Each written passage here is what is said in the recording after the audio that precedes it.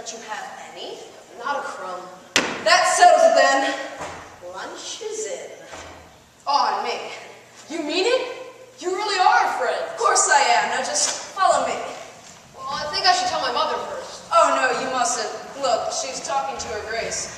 Don't you know a duckling should never interrupt anyone who's talking to her Grace? I really think I should. What a feast! A little on the stale side, but one mustn't grumble.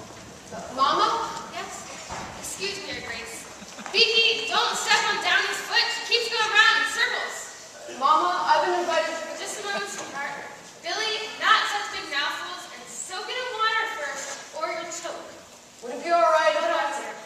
Fluff, I hope you are not just picking out the raisins. Listen, we won't be gone for long. What harm can it do? And you're hungry, aren't you? Yes, I am. Well, that makes two of us. Come on. Well, if you're sure. Oh, I'm quite sure.